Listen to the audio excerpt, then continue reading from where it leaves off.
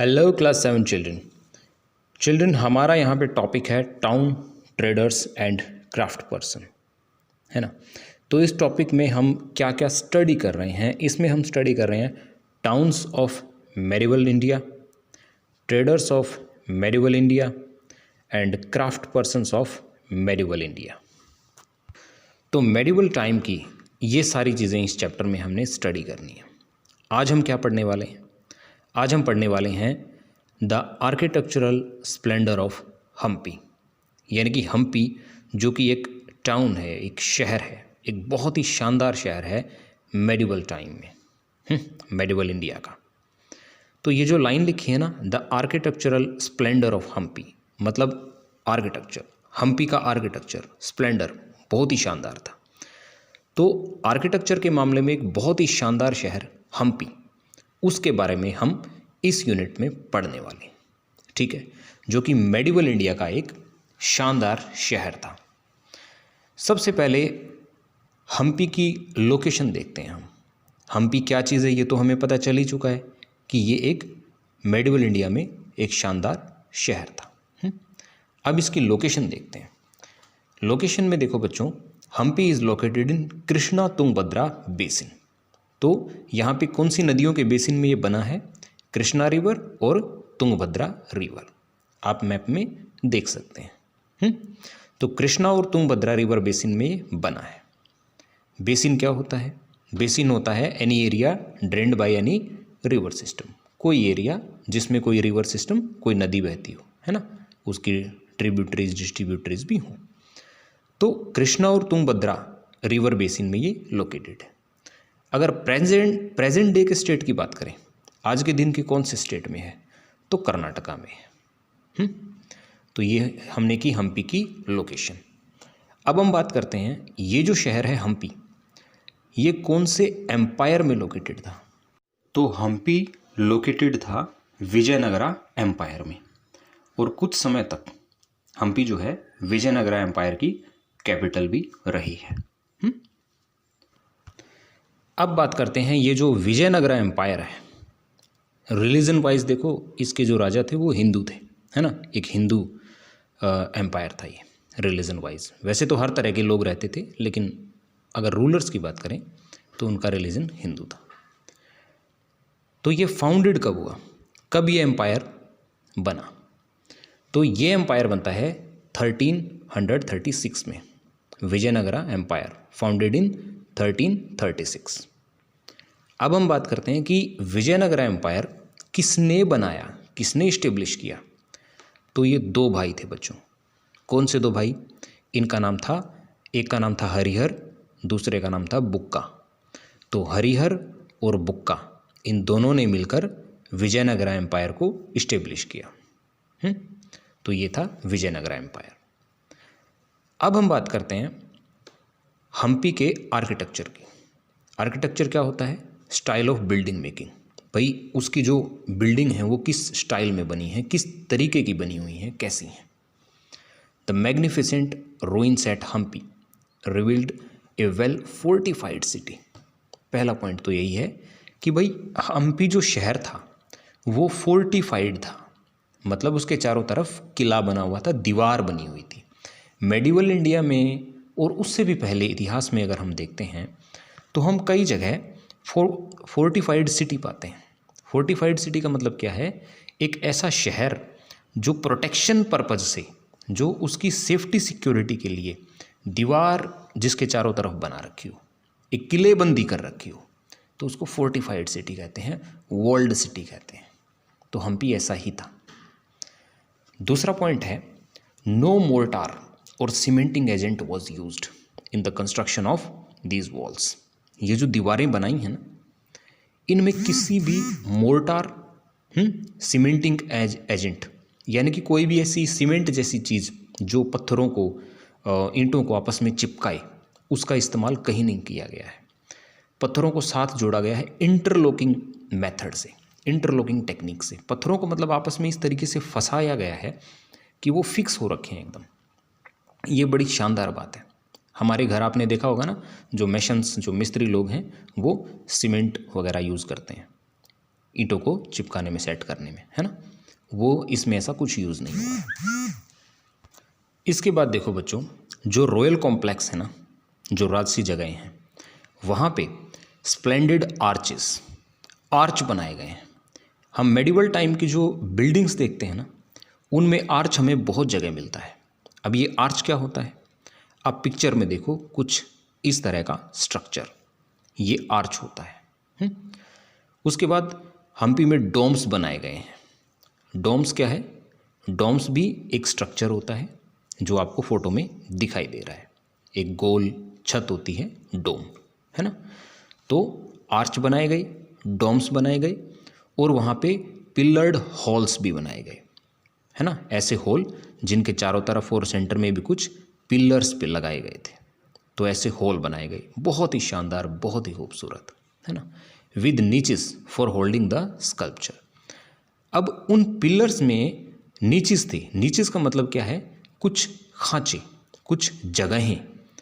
वो जगहें किस लिए छोड़ी गई थी, ताकि स्कल्पचर, या ताकि कोई देवी देवताओं की मूर्तियाँ, या किसी भी तरह की मूर्तियाँ, हमारी पौराणिक कथाओं के अनुसार कोई मूर्तियाँ वहाँ पे बनाकर लगाई जा सकें। ठीक है, तो यहाँ पे पिलर्ड हॉल थे विद नीचेस, तो ये सारी चीज़ें वहाँ पे थी।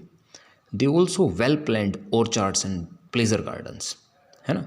तो वहाँ पे उन्होंने बड़े शानदार गार्डन्स, बाग बगीचे भी बनाए हुए थे।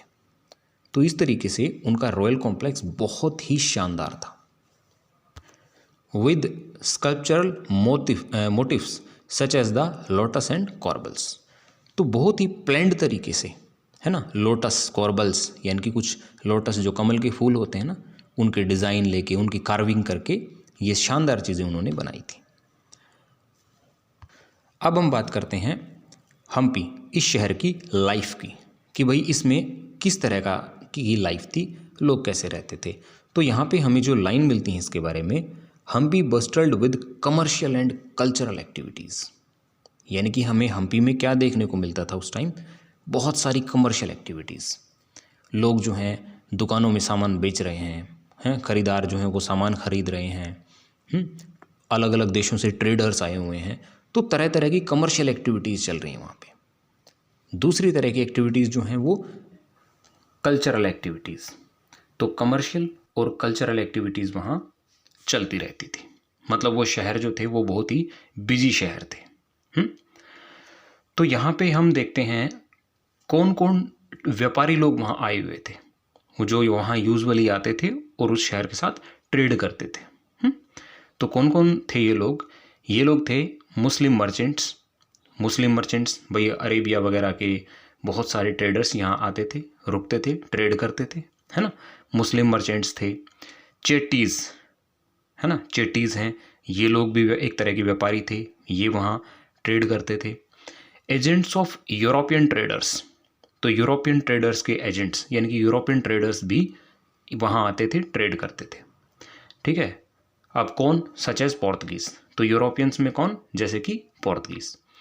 तो यहाँ ये जो था हम्पी कमर्शियल एक्टिविटीज़ का एक सेंटर था।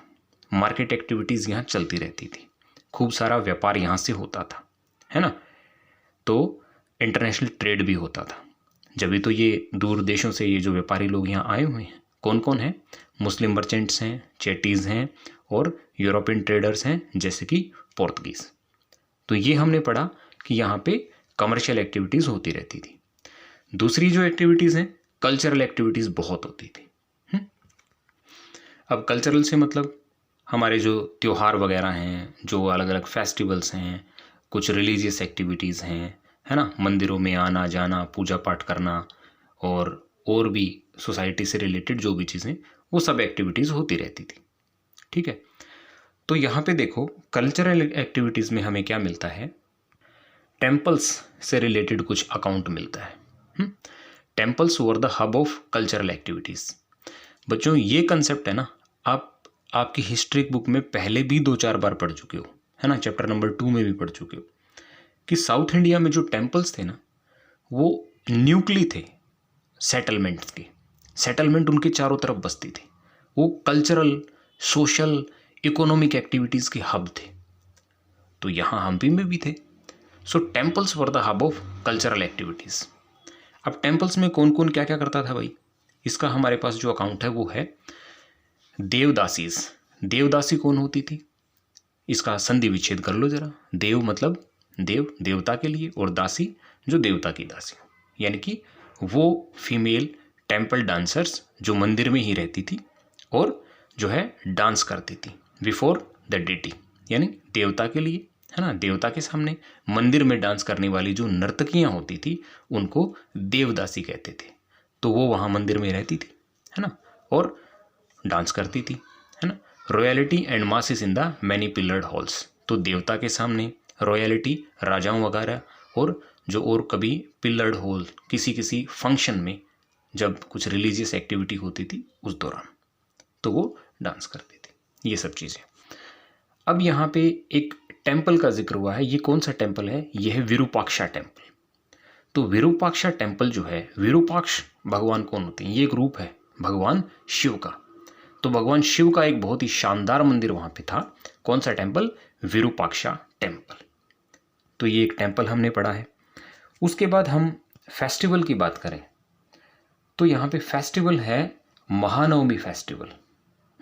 आज के दिन हम साउथ इंडिया में भी और पूरे देश में ही बोला जाता है एक्चुअली, इसे नवरात्रि के नाम से जाना जाता है। उस टाइम पे क्या नाम दिया गया है, महानवमी फेस्टिवल। तो ये फेस्टिवल मनाया जाता था। जितने भी वहाँ त्यौहार मनाए जाते थे उन सब में ये सबसे इम्पोर्टेंट था। कौन सा फेस्टिवल, महानवमी फेस्टिवल।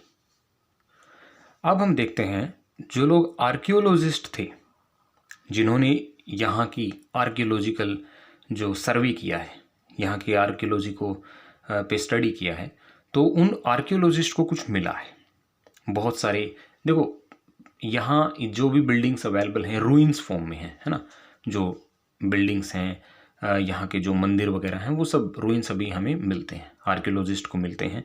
अभी एक हिस्टोरिकल साइट है। तो आर्कियोलॉजिस्ट को यहाँ रूइंस मिले हैं, उनमें आर्कियोलॉजिस्ट को एक मोस्ट इंपॉर्टेंट चीज़ मिली है, वो क्या है, वो है महानवमी प्लेटफॉर्म। ठीक है, अब ये महानवमी प्लेटफॉर्म क्या चीज़ है, ये एक प्लेटफॉर्म है, काफ़ी ऊंचा स्ट्रक्चर है। अब इसकी इंपॉर्टेंस क्या है, इसकी इंपॉर्टेंस ये है कि यहाँ देखो, यहाँ पे where the king received guests and accepted tributes from the subordinate chiefs. यहाँ पे बहुत इंपॉर्टेंट काम होते थे। क्या क्या होता था, एक तो राजा अपने अतिथियों का सत्कार करता था, है ना, और जो भी सरदार वगैरह होते थे उन सब से ट्रिब्यूट लेता था। ट्रिब्यूट यानी कि तोहफे लेता था। And from here he also watched, और यहीं से वो क्या क्या देखता था, डांस देखता था, म्यूजिक देखता था, है ना, और साथ ही साथ और क्या देखता था, रेसलिंग बाउट्स यानी कि कुश्ती वगैरह के मैच भी देखता था। तो यहाँ पे आर्कियोलॉजिस्ट को क्या मिला है, महानवमी प्लेटफॉर्म। ठीक है, ये हुई बात। उसके बाद हम क्या देखते हैं बच्चों, ये जो हम्पी है ना, फिर ये टर्न हो जाता है किस चीज़ में, रूइन में, मतलब खंडरों में बदल जाता है, यानी कि इसका पतन हो जाता है।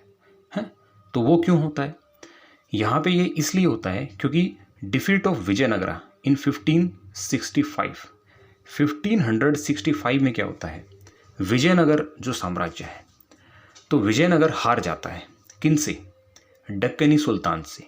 देखो उस टाइम पे साउथ इंडिया की जो किंगडम्स थी ना, विजयनगर की जो कंटेम्प्रेरी जो साथ साथ चलने वाली जो दूसरी किंगडम्स थी, उनको डक्कनी सल्तनत बोलते हैं। दक्कन की यानी कि डक्कनी सल्तनत, दक्षिण भारत की सल्तनतें।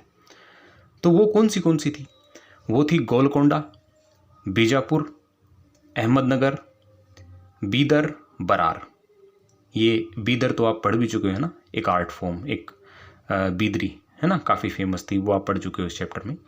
तो गोलकोंडा, अहमदनगर, बीदर, बरार, इन सब ने जो है, इन सब ने मिलकर हरा दिया किसको, विजयनगर साम्राज्य को 1565 में, और यहीं पे हम्पी और विजयनगर साम्राज्य ख़त्म हो जाता है। तो बच्चों ये बहुत ही शानदार मेडिवल इंडिया का एक शहर है जिसके बारे में हमने स्टडी किया है। हमने इसके बारे में क्या क्या पढ़ा है बच्चों, हमने इसके बारे में पढ़ा है हम्पी जो कि एक शहर था मेडिवल इंडिया का, इसकी लोकेशन कृष्णा तुंगभद्रा रिवर के बेसिन में लोकेटेड है। स्टेट कौन सा, कर्नाटका, है ना। कौन सा एम्पायर था ये, विजयनगर एम्पायर में। कब ये फाउंड किया गया, कब बनाया एम्पायर? 1336 में। किसने बनाया? हरिहर और बुक्का ने बनाया। इस शहर के बारे में खास क्या है? इसका स्टाइल ऑफ आर्किटेक्चर, फोर्टिफाइड शहर बना हुआ है, मोर्टार और सीमेंटिंग एजेंट का यूज़ नहीं हुआ, इंटरलॉकिंग पैटर्न से ये ईंटें जो पत्थर जो है वो लगाए गए हैं, शानदार आर्च हैं, यहाँ पे डोम हैं, पिलर्ड होल्स हैं, ऑर्चार्ड्स बाग बगीचे हैं, है ना। शहरों में कमर्शियल और कल्चरल दोनों तरह की एक्टिविटीज़ होती हैं। तरह तरह के ट्रेडर्स, मुस्लिम मर्चेंट्स, चेट्टीज़ और यूरोपियन ट्रेडर्स, वो सब यहाँ पे आए हुए थे, ट्रेड करते थे। यहाँ टेम्पल्स में देवदासी डांस परफॉर्म करती थी, है ना। विरूपाक्षा टेम्पल का जिक्र हुआ है। फेस्टिवल्स में सबसे खास हमने कौन सा पढ़ा? महानवमी फेस्टिवल, और महानवमी फेस्टिवल जिसे नवरात्रा बोलते हैं। आर्कियोलॉजिस्ट को क्या मिला है यहाँ पे? यहाँ पे उनको मिला है महानवमी प्लेटफॉर्म, जहाँ पे वो बहुत इंपॉर्टेंट था। राजा ज़रूरी काम वहाँ पे करता था, है ना। गेस्ट को जो अतिथियों का सत्कार करना, ट्रिब्यूट्स लेना, डांस, म्यूज़िक और कुश्ती देखना वहाँ से, ये सारी चीज़ें होती थी। और ये सब जो है विजयनगरा एम्पायर और ये हम्पी, ये ख़त्म कब हो जाता है? ये 1565 में। किसकी वजह से? बिकॉज इस पर अटैक हुआ। किसने किया? डेक्कनी सल्तनत ने किया। कौन कौन सी थी ये डेक्कनी सल्तनत? गोलकुंडा, बीजापुर, अहमदनगर, बरार, बीदर। ये आपका ये वाला पार्ट हुआ। अगला पार्ट हम अगली वीडियो में डिस्कस करेंगे। Thank you, bye bye.